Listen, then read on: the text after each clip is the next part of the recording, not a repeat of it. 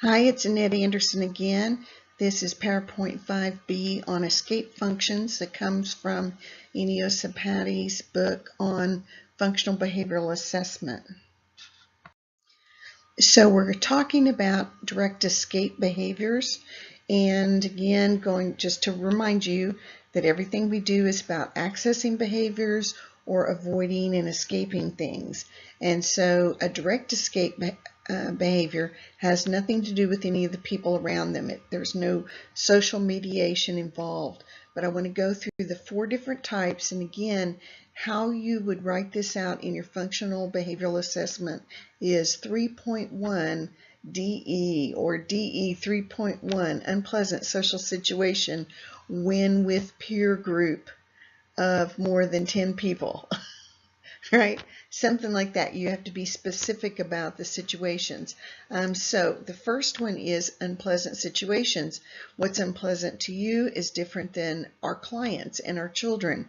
And so some examples that Sapati has given us is avoiding getting in trouble, avoiding criticism and disapproval statements, avoiding social interactions. And a lot of this has to do with just running away, not showing up, hiding, escaping in all kinds of different ways. Very frustrating for parents. You know, this is the child that typically is standing behind the parents' legs when they're getting ready to take them for the first time to gymnastics school or the soccer game or what have you, and it embarrasses the parents, and they don't realize that the child is having a lot of trouble with the social interactions that are going on. So for some kids, it's too many people in the room. For other people, it's too few people in the room. If there's only a few people, then they're going to be required to talk, and that makes them extremely uncomfortable. And so it can be just everybody is different. And if you're assessing the function of why someone does what they do, if it has to do with one of these direct escape functions, you need to identify all the circumstances in which that happens. So for example, let's say you have a boyfriend and girlfriend who never seems to want to go to the movies. All right, they'll maybe say something to you like, well, I don't really like that, the director, or I don't like the actress or actresses, but it always happens over and over and over again, and you can't figure out what it is. Now, they do complain maybe that the movie's too loud, but what they don't like is being in the crowd, standing in line. All of a sudden, you realize that the function of their behavior is to avoid going out on Saturday night with 100 people standing in line for the preview. It doesn't bother you, and you think it's really exciting, but it bothers the person you're with. So you learn, okay, or you adapt, and you start going Sunday to the matinee so that that person doesn't have to deal with other folks that are around them. And the same is true for kids. The second one is direct escape from lengthy tasks or chores. And what's lengthy to you is definitely different for other people. And so this usually involves some sort of an instructional task or a chore, but it can also be something that's just more a requirement of a family situation. The third one, 3.3, direct escape from a difficult task. And so difficult is different than lengthy. You can have both be a problem, but which is the most problem is what you want to look at. So for difficult task, let's say that someone assigns you a research paper. Is in your mind, is the first thing, oh my gosh, this is going to take forever? Or is it, oh, this is so complicated, I don't really know what to do, and I need someone to break it down for me. I need it in little sections, right? So the difficult task or chore or assignment can be what you tend to avoid. And then the last one is a 3.4, aversive stimuli. And this has to do with your sensory checklist again. If you have broken out in a rash, you're trying to avoid the rash. You're itching, you're trying to stop that. If you are, if you don't like the smells that are going on around you, if you don't like the temperature, things that just really are very aversive to you, these are the things you're going to avoid. So just like with our access functions, we have a set of protocols that are followed with escape functions.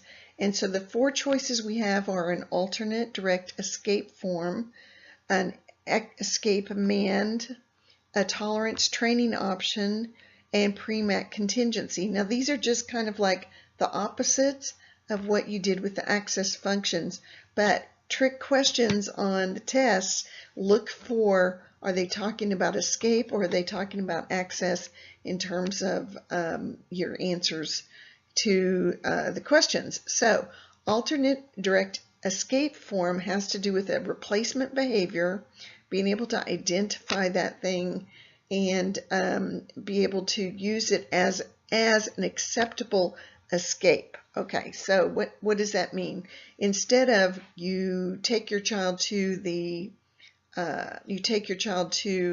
dinner, and the child does not like all the people. There's a lot of people, they're asking questions, they're bothering them, maybe it's grandma's birthday or something like that. What's an acceptable way to escape besides just getting up and leaving the restaurant and you going and chasing your child down the road because the child doesn't want to be there, or you have a child who's whining and moaning and kicking and doing obnoxious things to get you to basically say, okay, fine, we're going home. I'm not going to put up with this behavior anymore, which is exactly what they want. So with the alternate direct escape form, if it's acceptable to you, maybe you could allow them to have headphones on and to be watching a movie of their own on some sort of a device while you're sitting at dinner. And I know that's very offensive to some families, but is it better to do that than to have them run away or go hide in the bathroom or something like that, to where it's still very annoying and aggravating, but at least they're present and you know that they're safe.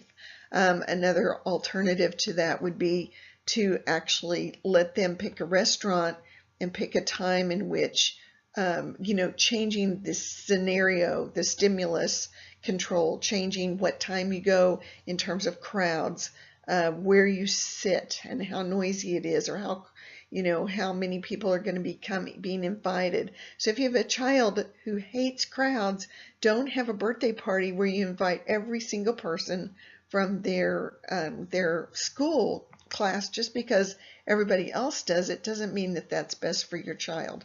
So an alternative is a replacement behavior that's acceptable to everybody around them, or at least more socially acceptable. All right, the second one, escape man, is basically to say, Mom or Dad, I don't want to go, please don't make me go, and they react to that and they mediate it.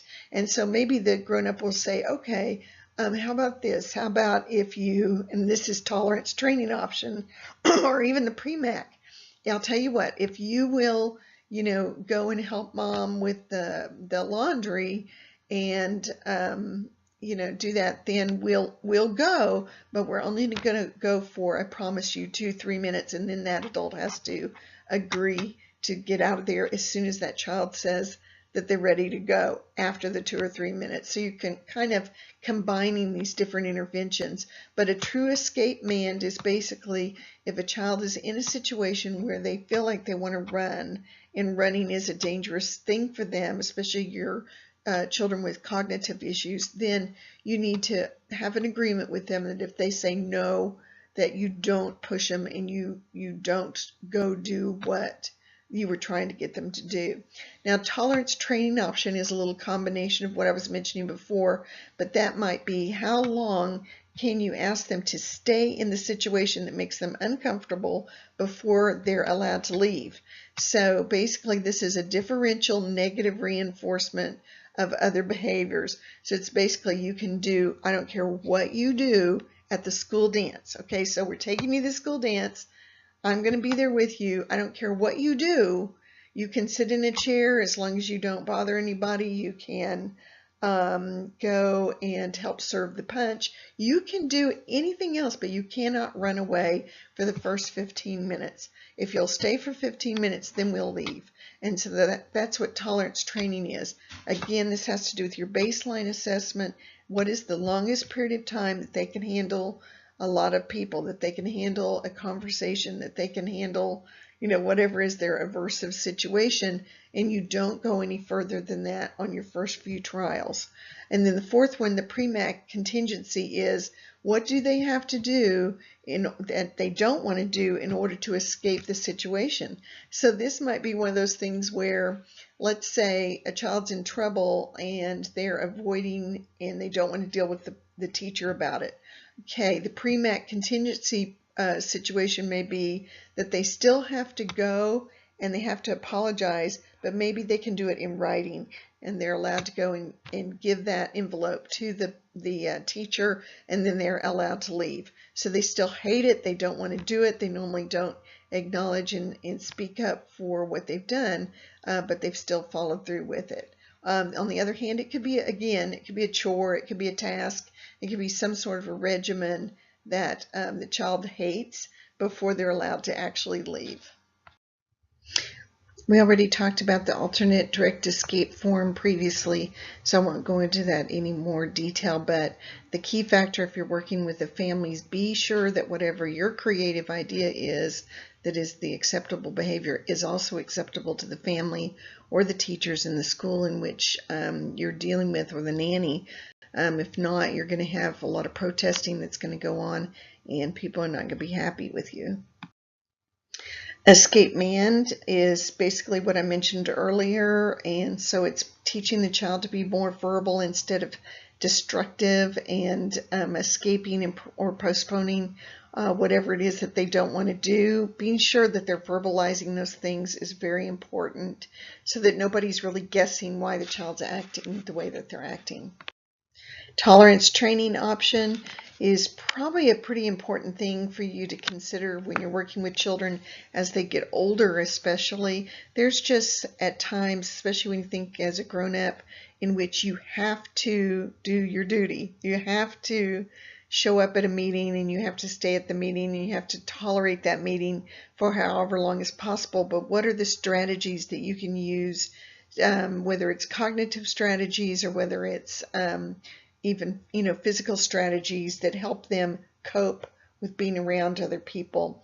How do they handle a lot of folks wanting to talk to them when they have nothing to say and they don't even want to be around them? How can you teach them to cope with those situations? And again, the pre-MAC contingency, very similar to number 3, but it has to do with the type of tasks, the number of tasks before they can escape. So the first one has to do with the amount of time, right? Time contingency, whereas pre-MAC has to do with what you have to do in order to be able to leave. So, I've had situations like, little Cub Scouters or Girl Scouters who hate the meetings, right? And so basically you're really wanting them to stay through the whole meeting, and you say to them, you cannot leave the meeting until your project is finished, and it has to be finished in the way that everybody else has finished them. So if we're making a macaroni necklace, you do not get to just slam all the macaronis on there without coloring them and doing all those activities. Your hope is that by the time they finish the chore, that they're actually acclimating to their situation and adjusting to it to where they'll stay longer without prompting. But the thing I see parents do is they push too hard. They extend it too, everything they do, they extend too long with these kind of kids. So if they normally only stick around for about 5 minutes and all of a sudden you notice that they've lasted for 10, still get them out of there. If nothing else, make them protest that they want to go back, that they want to continue what they were doing. But do not just leave them there, because something eventually bad will happen, and that's that last memory they'll have is that they, had an altercation with one of the kids, or it wasn't any fun, or it started to get boring. Get them out of there while things are going good. Catch it while it's going good, all right?